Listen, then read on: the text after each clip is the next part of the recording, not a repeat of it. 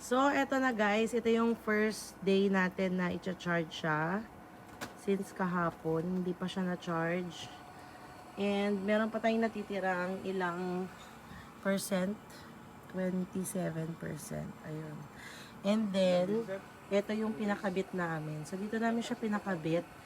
Tapos, sa mga nagsasabi kung hindi siya safe, hindi naman po namin siya i-stay dito. Ito po ay tatanggalin namin kapag hindi magcha-charge yung sasakyan. At ang may iwan lang, syempre itong box niya. Pero itong kukunin pa rin namin para mas safe. Yan. Tapos ganyan siya. Ayan. Ito. Charging siya. Pakita ko lang sa inyo, guys. Ay, nakalock pala. Nakalock. So, ayun na yung natin. Charging station.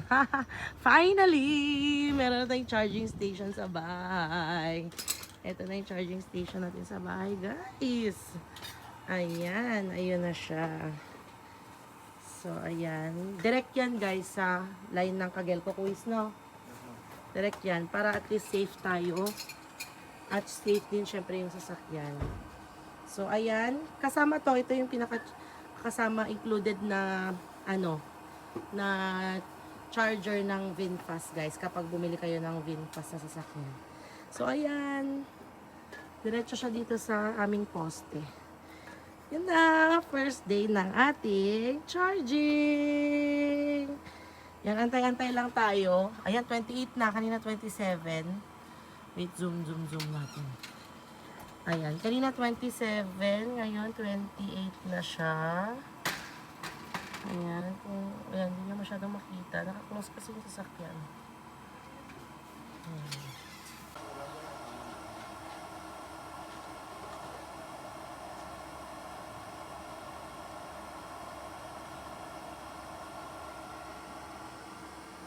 Ayan na guys. Tubig.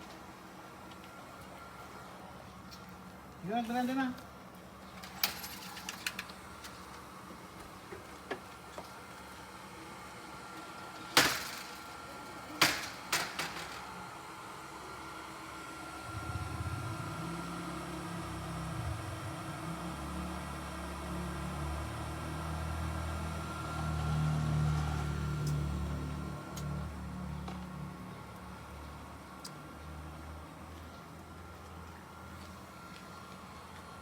Charging time!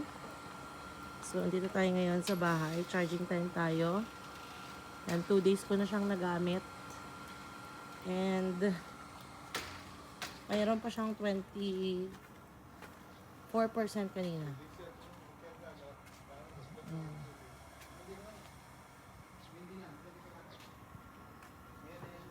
Yung pag kami lumabas kasi, pag kami lumabas, may mga buwantan, ganyan, mga ng bangko, mga may bibili.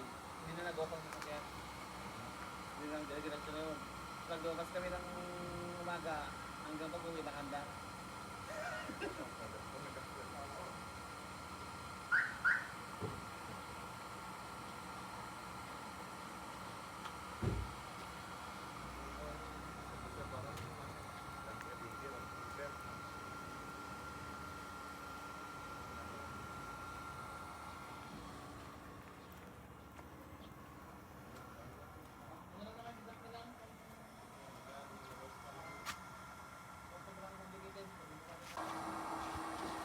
So, ito guys, i-check na natin kung nakailan tayo. Okay, lock natin siya. I-check natin kung ilan yung nagawa niya na battery. Okay. Let's check. So, ang battery, niya is... Alright, it's 55%. 55% from 22 ata or 24 kanina. Tapos, time check 5:56. Anong oras kami nag-start kanina? Parang 4. 1 hour? 1 hour, 30 minutes ata yung charging. Almost Parang ilang nadagdag. So, ilalagay ko na lang dyan, guys. Hindi ko masyadong na-memorize. So, ayan. Eto na siya. Okay. Pandarin na natin. Pwede na. Let's go. Yan. Di na natin muna siya ipo-full charge kasi lalabas kami. Alright. So, this is the update sa ating EV banana. So, guys, kailangan daw pindutin yung stop charging. Tapos, stop natin siya. Yan. So, nag-i-stop na siya. Let's just wait. Yan. Stop charging na siya. Battery is 55, 118 kilometers ang kaya niyang takbuhin. So, stop na natin siya. Hindi mo na natin siya full charge kasi may pupuntahan kami. So, yun lang. Ayan yung ating charging area. Doon namin pinalagay. Yan. So, napakadaling gamitin. Alright, let's go.